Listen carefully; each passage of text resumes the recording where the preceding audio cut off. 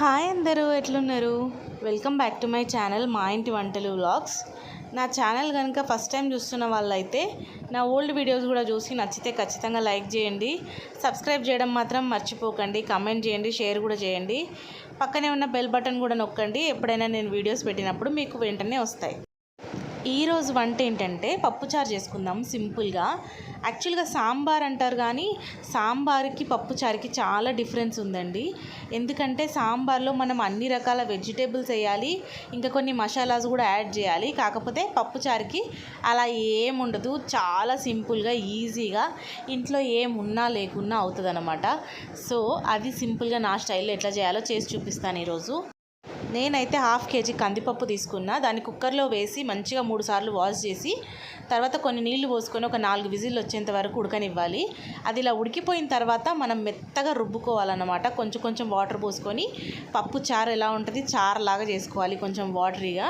తర్వాత అందులోకి కొంచెం పసుపు కూడా యాడ్ చేసుకొని కొంచెం కారం యాడ్ చేసుకొని మొత్తం ఇలా అంతా వాటర్ పోసుకొని బాగా రుబ్బుకున్న తర్వాత మనకు కొంచెం పెద్ద గిన్నె కావాలి. ఎందుకంటే ఇంకా చింతపండు వాటర్ వేయలేదు, ఆ వాటర్ ఈ వాటర్ కలిసి కొంచెం ఎక్కువ అవుతుంది కాబట్టి క్వాంటిటీ ఒక పెద్ద బౌల్ పెట్టుకొని అందులోకి ఇదంతా షిఫ్ట్ చేసుకోవాలి. మనం ఏదైతే పప్పు రుబ్బుకున్నామో అదంతా అందులో పోసుకోవాలన్నమాట. చూస్తుంటే ఇంకా కొంచెం చిక్కగానే కనిపిస్తుంది. పప్పు చారు అంటే ఏంటి, అందులోకి ఖచ్చితంగా చింతపండు వేయాలి. సో మనం చింతపండు ముందుగానే నానబెట్టుకున్నాం కదా, దాన్నంతా మంచిగా మెత్తగా మ్యాష్ చేసేసుకొని ఈ చింతపండు వాటర్ని కూడా ఎంత పులుపు కావాలో అంత పులుపు మనం పప్పు చారులోకి యాడ్ చేసుకోవాలి, కొంచెం కొంచెం వాటర్ పోస్తూ. ఇది మనకు వాటర్ లాగే అనిపిస్తుంటుంది కానీ అది చిక్కబడుతున్న కొద్దీ మనకు కొంచెం థిక్నెస్ వస్తుంది అన్నమాట.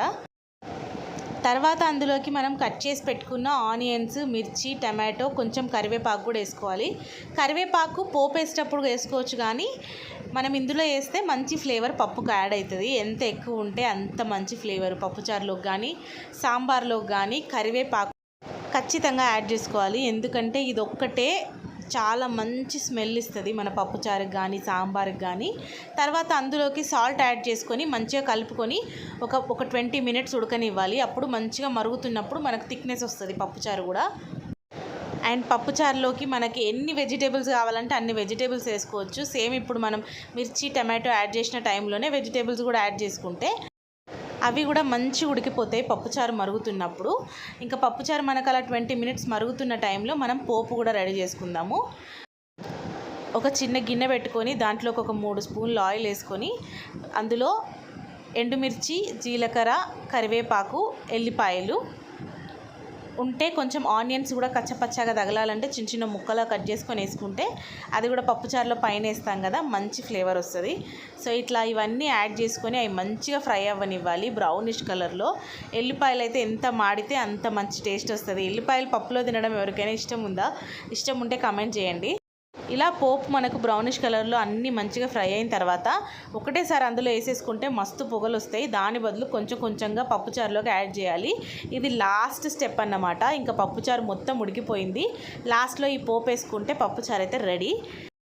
అసలు ఈ పోపు వాసన ఉందే ఎంత బాగా వస్తుందో, పక్కింటికి కూడా వెళ్తుంది, అంత మంచి వాసన వస్తుంది.